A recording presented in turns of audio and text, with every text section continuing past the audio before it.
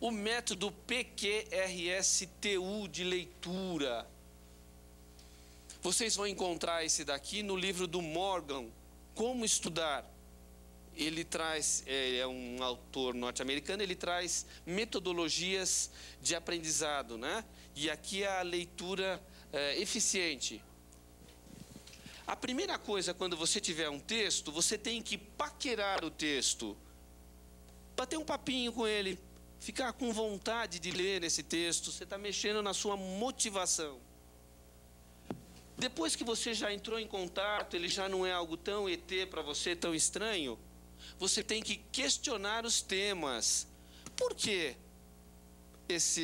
o professor pediu para ler esse texto aqui? Quem é esse autor? Por que esse título? Por que esse subtítulo? Faça perguntas para você. Quanto mais perguntas você fizer, mais curioso você vai estar e, portanto, vai aumentar a motivação para tentar responder aquelas perguntas.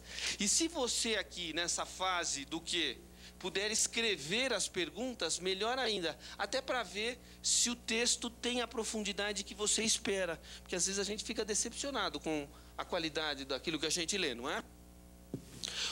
O terceiro passo é reler.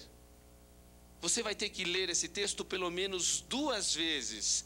A primeira vez para entrar em contato, ter aquela visão panorâmica, e a segunda para fazer o aprofundamento, os links.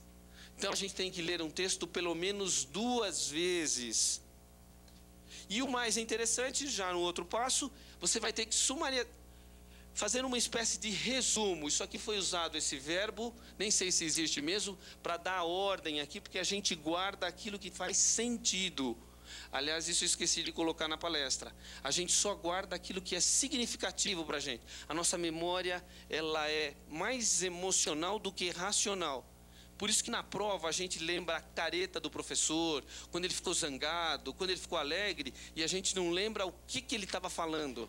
Porque a nossa memória, ela é predominantemente emocional, não é? E uma forma de você melhorar isso é fazer resumo do seu jeito.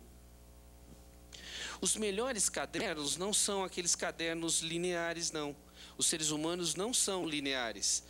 Nós devemos ter cadernos sem linhas, para a gente fazer gráficos, puxar pernas para cá, para lá, de forma a indexar a informação. E esse resumo aqui é o seu resumo. A ideia central, lá no centro, várias perninhas para lá e para cá. Né? Você se lembrou de uma música, coloque isso porque é uma âncora para a sua memória quando você estava lendo. Você se lembrou de um filme, escreva isso. Não é? Se puder desenhar a imagem que apareceu, e aí você vai fazendo sentido. Depois que você fez isso, é importante que você teste seus conhecimentos. E aqui você volta para as perguntas que você fez. Será que esse texto respondeu às minhas perguntas? Claro, se o texto tiver exercício, vale a pena fazer, porque o exercício nada mais é que uma oportunidade de testar os seus conhecimentos. As dúvidas vão aparecer aí, não é? Lembre-se que, para Kant, quanto mais dúvidas nós tivermos, mais inteligentes seremos, não é? E a última parte desse método, utilizar o que aprendeu. E aí a gente pode fazer a diferença entre conhecimento e sabedoria.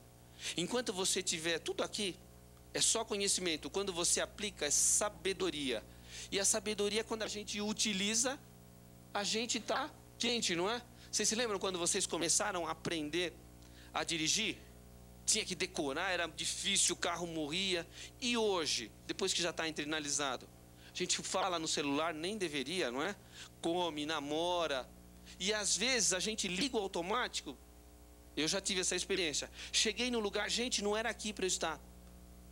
Ou seja, você ligou de tão automatizado, porque você está utilizando tanto, que já está automatizado. E se a gente for pensar, para alguns comportamentos do dia a dia, nós somos condicionados mesmo. Alguém vai raciocinar na hora de abrir uma porta, que tem que fazer assim? Isso já é automático. Então, para alguns comportamentos, vale a pena a gente ligar o automático. Porque isso são atalhos mentais.